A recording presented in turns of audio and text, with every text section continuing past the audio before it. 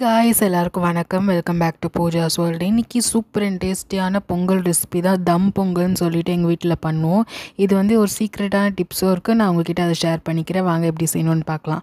இதுக்கு பார்த்திங்கன்னா நான் வந்து ஒரு கிளாஸ் வந்து பொங்கல் அரிசி எடுத்திருக்கேன்.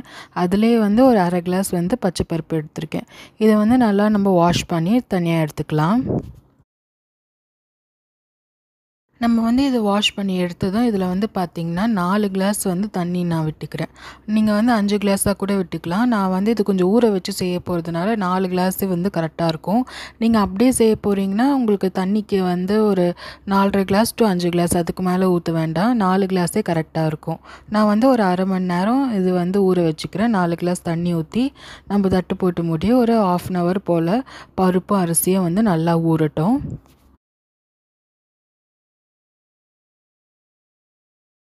ஒரு 1/2 hour போல் வந்து நல்லா அரிசியும் பருப்பும் ஊறிடுச்சு. இந்த டைமில் பார்த்திங்கன்னா நான் வந்து ஒரு பிஞ்ச் வந்து மஞ்சத்தூள் சேர்த்துக்கிறேன். அதுக்கப்புறமா ஒரே ஒரு காஞ்ச மிளகா வந்து இந்த மாதிரி 2ஆக கிள்ளி சேர்த்துக்கிறேன்.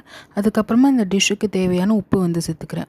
உப்பு பார்த்திங்கன்னா எப்பயுமே கொஞ்சம் ஒரே ஒரு கல் வந்து எக்ஸ்ட்ராவாக சேர்த்துக்கோங்க பொங்கலுக்கு. அப்போ தான் வந்து கரெக்டாக இருக்கும். நீங்கள் வந்து ஆப்டாக சேர்த்திங்கன்னா வந்து இந்த பொங்கல்லாம் வெந்து வரும்போது உப்பு வந்து கம்மியாக இருக்க வாய்ப்பு இருக்குது. அதனால் கொஞ்சம் ஒரு கல் வந்து எக்ஸ்ட்ராவே சேர்த்து இந்த மாதிரி மிக்ஸ் பண்ணி விட்டுக்கோங்க.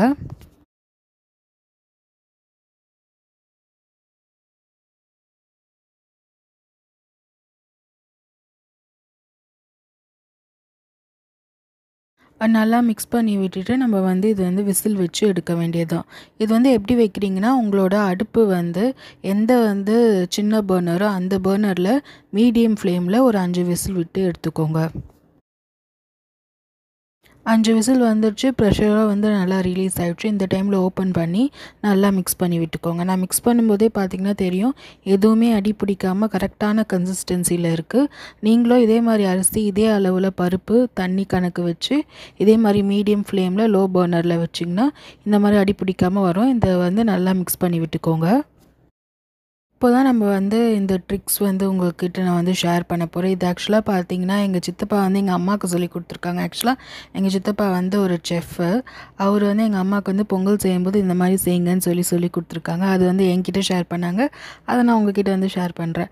இந்த மாதிரி பொங்கல் செஞ்சு முடிச்சதும் அதே இதில் வந்து பார்த்திங்கன்னா பொங்கல்லையே ஒரு குழி மாதிரி வச்சு அதில் சீரகம், மிளகு, அதுக்கப்புறமா இஞ்சி ஒரு துண்டு, பெருங்காயம், கருவேப்பிலை சேர்த்துக்கோங்க. கூடவே பார்த்திங்கன்னா ஒரே ஒரு டேபிள் ஸ்பூன் வந்து நெய் சேர்த்துக்கோங்க. நீங்கள் வந்து முந்திரி ஆட் பண்ணுறதா இருந்தால் தனியாக ஒரு நெய்யில் போட்டு நல்லா வறுத்துட்டு இந்த டைமில் ஆட் பண்ணி விட்டுடுங்க. நம்ம வந்து சைடில் வந்து ஆட் பண்ணி விட்டுடுங்க. நம்ம போட்டு இப்போ மிக்ஸ் பண்ண தேவையில்ல. நெய்யெல்லாம் விட்டுட்டு நம்ம வந்து தனியாக என்ன பண்ணணும்னா, நம்ம தாளிக்கிறதுக்காக எண்ணெய் வந்து ஒரு 3 to 4 டேபிள் ஸ்பூன் எண்ணெய் வந்து தனியாக வந்து காய வச்சுருக்கேன். அதை வந்து நம்ம இதில் ஆட் பண்ணணும். எண்ணெய் வந்து எந்த அளவுக்கு கொதிக்கணும்னு பார்த்தீங்கன்னா, லைட்டாக சைட்லேருந்து அதில் புகை வரணும். அந்த அளவுக்கு நம்ம எண்ணெய் வந்து காய வச்சுக்கணும். மீன்வெயில் பார்த்திங்கன்னா எண்ணெய் காயறதுக்குள்ளே இந்த ஐட்டம்லாம் ஆட் பண்ணி அந்த சூட்லேயே வந்து தட்டு போட்டு மூடி கொஞ்சம் தம் ஆகட்டும்.